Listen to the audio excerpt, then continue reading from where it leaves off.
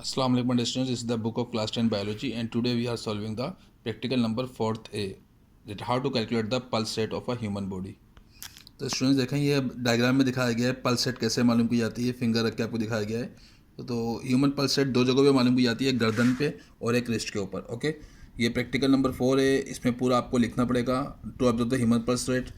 Practical number 4 है equipment और ये थ्योरी डेफिनेशन, पल्स क्या है, पल्स पॉइंट क्या है, पल्स रेट कितनी होनी चाहिए, 72 टाइम्स होनी चाहिए पर मिनट, और रेस्ट की हालत में 72 होनी चाहिए। एक्सरसाइज के बाद कितनी होनी चाहिए, उसके बाद इसकी कैलकुलेशन करनी है। यहाँ देखें आपको रेस्ट की हालत में हमने 76 कैलकुलेट किए, फिर 1 मिनट बाद दोबारा देखी तो 74 आई, फिर 2 मिनट बाद दोबारा देखी 72 आई।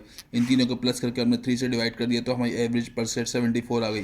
फिर एक्सरसाइज करने के बाद हमने देखी तो 89 आई, फिर एक्सरसाइज के 2 मिनट बाद देखी 86 कम हो गई, फिर 2 मिनट बाद देखी 78 हुई, फिर 2 मिनट बाद देखी 75, फिर 2 मिनट बाद देखिए 74। तो बदल कम हो रही है।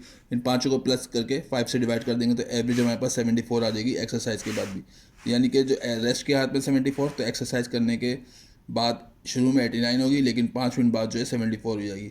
और हम कैलकुलेशन करके इसका रिजल्ट लिख देंगे, डायग्राम बना देंगे। तो स्टूडेंट्स अब आए, मैं आपको इसकी डायग्राम में वजाहत करता हूँ कि पल्स रेट क्या होती है, पल्स कैसे मालूम की है इसकी अंदर से, यानी कि बॉडी में इसकी किस तरह कैलकुलेशन होती है।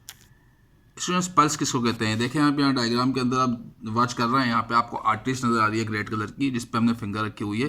ये हमारे रिस्ट के ऊपर हम 2 फिंगर्स रख के इसको हल्का सा दबाते हैं तो हमारे को इस रिस्ट में, इस आर्टरीज में से जो ब्लड पास हो रहा होता है उसका प्रेशर इसकी वॉल्स पे, दीवारों पे किस प्रेशर में लग रहा होता है, ब्लड का प्रेशर इस आर्टरीज पे, उसको कैलकुलेट करना है। इसे हम पल्स रेट कहते हैं। पल्स रेट एक तो यहाँ से मालूम की जाती है, यानी कि रिस्ट पे आप 2 फिंगर्स रख के इसको दबाएं और 1 मिनट में 60 सेकंड्स में आप ये इसकी वाइब्रेशन कैलकुलेट करें। 72 टाइम्स, तकरीबन 74 टाइम्स आती है नॉर्मल कंडीशन में। और यही फिंगर्स अगर आप अपनी गर्दन के नेक पे रखेंगे तो वहाँ से भी पल्स रेट मालूम की जाती है। ओके, अब मैं आपको मजीद चीज़ें में दिखाता हूँ स्टूडेंट्स। पल्स रेट पॉइंट का दूसरी जगह है ये गर्दन, हमारी नेक, ट्रैकिया के पास। यहाँ पे आप 2 लिटिल फिंगर सक्के इसको हल्का सा प्रेस करें और रिस्ट वॉच लें।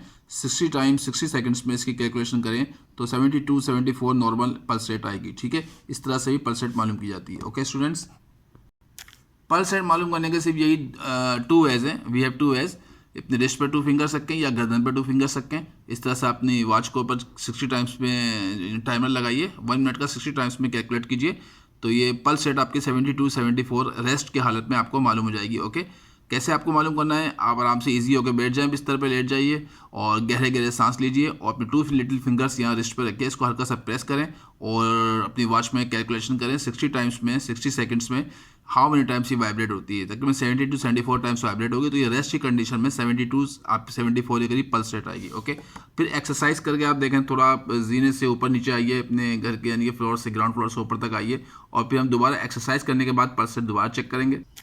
फिर स्टूडेंट्स ये तो रेस्ट की कंडीशन में 72 74 पल्स रेट आती है। फिर आप एक्सरसाइज कीजिए थोड़ी सी, यानी कि आप थोड़ा एक्सरसाइज करने के बाद फिर अपनी वॉच में 60 सेकंड्स का टाइमर लगाइए और फिर अपनी पल्स रेट चेक करेंगे तो 89 के करीब आएगी। सही है, फिर 2 मिनट बाद दोबारा अपनी पल्स रेट चेक करें तो थोड़ा सा फिर आपकी 89 से कम होकर 87 ही जाएगी। फिर 2 मिनट बाद दोबारा चेक करें 85 होगी। फिर 2 टाइम्स यानी कि 2 मिनट के बाद दोबारा चेक करें 83 हो जाएगी। फिर 2 मिनट बाद दोबारा चेक करें तो इस तक कम होकर 74 तक आपकी वही रेस्ट की कंडीशन की पल्स रेट आ जाएगी। तो एक्सरसाइज करने के बाद पल्स रेट स्टार्टिंग में ज़्यादा होगी, लेकिन 2 मिनट के बाद आप चेक करते रहेंगे तो पल्स रेट ऑटोमेटिक डिक्रीज होती जाएगी, कम होती रहेगी। तो स्टूडेंट्स मैं आपको इसमें कॉलम दिखा रहा हूँ, ऑब्जर्वेशन कॉलम में चेक करवाता हूँ। स्टूडेंट्स देखें यहाँ पे अब आपको ऑब्जर्वेशन कॉलम जो आपके प्रैक्टिकल नंबर 4 है पल्स रेट का, इसमें आपको रेस्ट की हालत में कंडीशन में आपने मालूम की है पल्स रेट जो है आपकी आई है 76। ओके, फिर आपने 2 मिनट बाद दोबारा चेक की 74, फिर चेक की 2 मिनट बाद 72। तो इन तीनों को प्लस करेंगे आप फॉर्मूले के अंदर और 3 से डिवाइड कर देंगे तो एवरेज पल्स रेट आ गई रेस्ट की हालत में, आराम की हालत में। फिर आपने सम एक्सरसाइज करी, एक्सरसाइज के बाद यानी कि थोड़ा आप अपने ग्राउंड फ्लोर से ऊपर के फ्लोर तक आए, कोई स्टेयर्स चढ़ के, भाग के, दौड़ के, बाहर से थोड़ा रनिंग करके आए और फिर एक्सरसाइज के बाद अपनी फर्स्ट पल्स रेट चेक कर रहे हैं 89 आ रही। फिर 2 मिनट बाद दोबारा उसी को चेक कर रहे हैं 86 हो गई। फिर 2 मिनट बाद दोबारा चेक करेंगे 78। फिर 2 मिनट बाद चेक करें 75। फिर 2 मिनट बाद चेक करें 74। तो लास्ट में वही पल्स रेट आएगी जो रेस्ट की हालत में। तो दोनों पल्स रेट सेम हो जानी चाहिए, यानी कि लास्ट की और जो रेस्ट की हालत की। अगर ये सेम आ रही तो आपकी जो कैलकुलेशन है बिल्कुल ओके हुई है, सही हुई है। फिर रिजल्ट में आप लिख देंगे कि रेस्ट की हालत में जो आपकी पल्स रेट कितनी आई है स्टूडेंट्स, ये आप लिख देंगे, आप यहाँ पे 74 आई है, फिर एक्सरसाइज करके 89 आई, फिर 89 के बाद जो आपने बता दी 2-2 मिनट के बाद जब आप चेक की तो लास्ट जो एक्सरसाइज के बाद आ रही है 74, ठीक है, वो आप लिख देंगे, ठीक है। तो ये 74 और एक्सरसाइज की लास्ट 74 और रेस्ट के हाथ में, ये दोनों सेम हो जानी चाहिए। तो ये आपकी पल्स रेट जब सेम हो जाएगी तो आपने प्रैक्टिकल बिल्कुल ओके यानी कि सही किया है, और ये डायग्राम बना लीजिएगा, सही है। So kindly don't forget to hit the bell icon, like and subscribe my video, write your comments in the comment box. Thank you very much students.